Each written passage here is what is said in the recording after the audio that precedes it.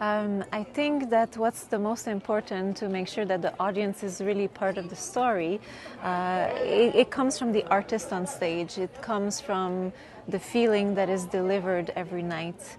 That's what's beyond what's difficult to be an artist and all the physical prowess that they achieve, comes the feeling, right? So we would only have acrobats, but they are artists. And so an artist means to be able to do, you're doing something amazing, but they are feelings, and that's how we count the story.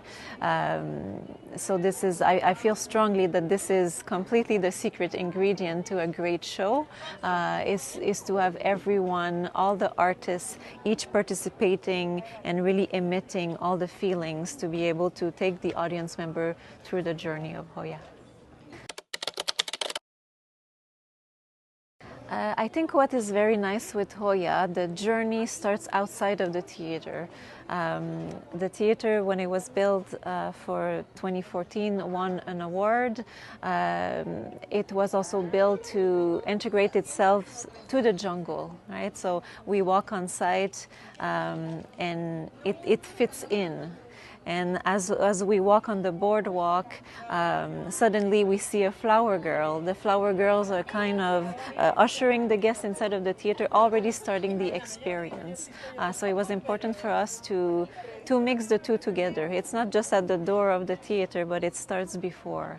When when you arrive on site, and when you're ushered in. And then we have the beautiful dinner experience, and slowly the guest is brought to the show. But I think to follow up on if there was anything from nature, I think there's quite a special force here in Mexico.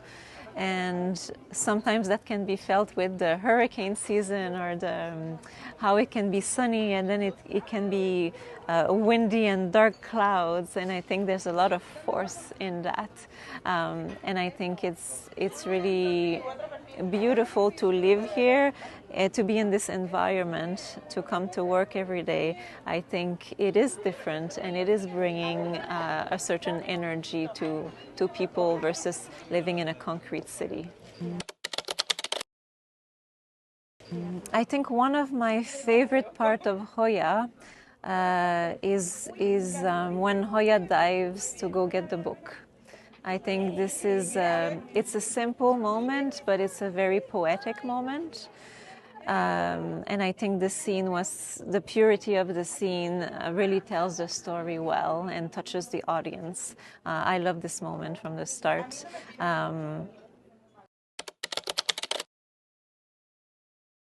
And I think the collaboration with Vidanta and Cirque du Soleil, and the journey that Joyà has taken, and the collaboration of the two companies is wonderful. We are a team in this. There is a team to create a show like this, which we all feel very supported, and we're very passionate about constantly upgrading the show. And this is why we are at season 12 today, and still wow audiences, because we keep evolving. We keep bringing new acts and constantly making the show better. I think for me, it was very exciting to go to Las Vegas to work with Franco Dragon. Franco Dragon had a key role in Cirque du Soleil. I've had the chance in my career to work with very amazing directors, which has inspired me to where I am today. And through my career, everything that I took is I've lived it. I did 10 shows a week. I know what the artists need here, and for me that's great to be able to nourish that on a daily basis. I think. It was more the transition of not being on stage anymore and becoming a director that was different versus just switching from classical dance, for example, let's say, to the Celine Dion show in Las Vegas. Yeah, it's been an interesting journey. I love what I do. There's nothing quite like it, performing on stage nightly for an audience. I think it's very special, and I love to be able to continue this part of my career. Yeah, I think for some people it's a difficult transition when they decide to leave the stage or stop performing. Um, for myself, I was lucky to have a very long career on stage, and I started to direct and produce when I was still performing, and the transition happened quite organically. Um, but it's also, for me, it's been a logical evolution. I feel very much in my place here, and I love to be able to continue. There's no school to be an artistic director. The best school is to have had a career and be able to keep it going that way. I think it's one of those art forms that is passed along this way. So I'm thankful to be here, and I very much enjoy this extension of my first career. I think in the world of the arts and entertainment, sometimes things are unpredictable. Despite a great career, sometimes there's always what I like to call peaks and valleys. So you have a great contract, or you sign for a contract, and all of a sudden the show is canceled, for example. This has happened to me and some of my colleagues, and you have to turn back your life around and see, okay, so now this is not working, let's see.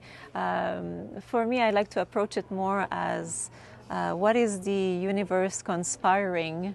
I just have to be patient and wait a little bit, and something is going to show up again.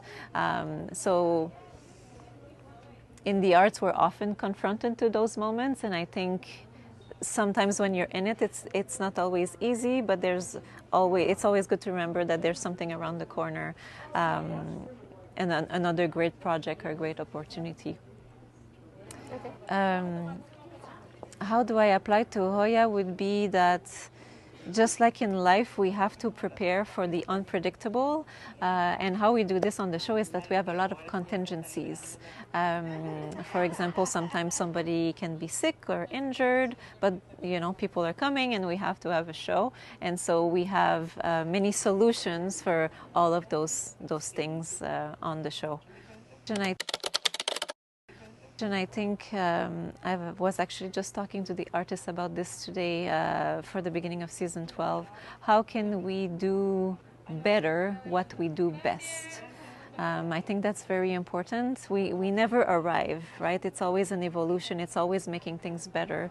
But I like to have a relationship with each artist, each individual, not just the artist on stage, but also the technical team. We're all in this together, and it's very important that everyone is inspired in order to be able to deliver those feelings to the audience. And so I think there's a lot. I think this is very important to be close to that in order for people to feel free and good on stage to tell the narrative correctly.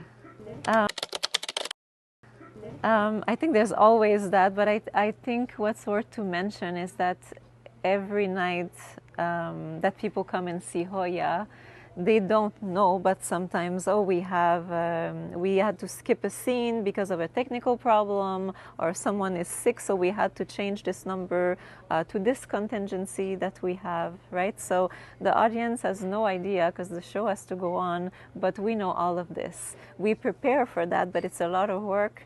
But I like that. I like the fact too that I have all those tools that I can put out, and the audience will not know that some things are different. I can talk about two moments. One of this moment is the ritual scene when Joyà and Zelig, when Joyà brings back the book that she dove underwater for, when they hug, when it's the last moment where she sees her grandfather before he leaves her with her legacy. That moment is well played, and when everything aligns and it's perfect, it's beautiful. Sometimes, even though I've seen the show numerous times, I can still feel that, you know, I need a tissue. So I love this moment. I also love the beauty of, let's say, for example, in the finale scene where all the artists come together. There is something very powerful about humans being together, doing a choreography together with the same intention. It's the last scene, the last wow at the end of the show to thank the audience. So I very much like to see the synergy, right? All the feeling align. Yes, it's beautiful. There was actually a study made by a university that when audience members watch a performance, that the heartbeat of everyone aligns because they're having the same experience together. And I think that in the age that we are with AI and all of that, there is something very special about human performance in a group, and sharing that, bringing people inside of a theater for a certain amount of minutes and living an experience together, I think is very special. Come visit us at Joyà. I think it can be a few different places. Sometimes it's the ocean, because I live very close to the ocean. There's something very, there's a flow that's very inspiring about that. Sometimes it's a movie, and sometimes it's a travel somewhere. I think, yeah, either nature or something that I saw that inspired me. Actually, I was just on vacation, and when I came back in the plane, I was watching a movie, and after this movie was very inspiring, and then I started to write. And I think it's very important in life to keep being inspired by our environment and see how we can transcend that to what we do every day. I would say either wind or water. Water has been used already. There's some fantastic water shows around the world created by Franco Dragone. Perhaps wind, actually, being here in Riviera Maya, I think I would pick wind. I think it would be an element that really enhances the audience performance, the audience feeling of a scene. Okay. Yeah, how does it work? So basically, it's Martin Genet who created Joyà and wrote Joyà. Of course, if we want to make changes, myself and also as well an AD from the Cirque du Soleil team, we get together and we talk about the changes that we want, we make suggestions, we look at it. There's quite a bit of discussion involved before we change a scene. Sometimes there's acrobatic coaches involved. There's a whole team, and so we discuss it and we see what we want, and then there's either a team that comes here and then we work together and we change the scene, like that. It's a collaboration. And sometimes I do things here where I make some changes to some transition that we have in the show, create backup acts in case we need a contingency. But most of the time it's a team effort because as a director we need the expertise of many different things, you know. Even though we might know what we want with lighting, we will tell the lighting director, oh, I'm seeing this, like that, I would like this color there, highlighting this moment. Then he puts something together, we look at it, we give notes. You know, this is how things evolve. So we have 34 artists, international, including some that are also from Mexico as well, of course, and 35 crew members, yeah, so we're about 70 to 80 people, without counting, of course, front of house staff, marketing, sales, and all of those layers. But yeah, about a team of 80 people. It takes, like we say, a small village to put the magic together every night. As much as people are seeing on stage, as much as there's a choreography backstage with everything happening, and of course all the safety that we need to do with the flying apparatus. Oh, I love that. I think that's one of the key rewards of my job. To see, I strive to have a team that is fulfilled and happy. If we have that, then we have the show every night, you know, because it starts from each human. I want everybody that works in this building to be proud and happy of what they do. And if we have that, our job it's easy to deliver to the audience.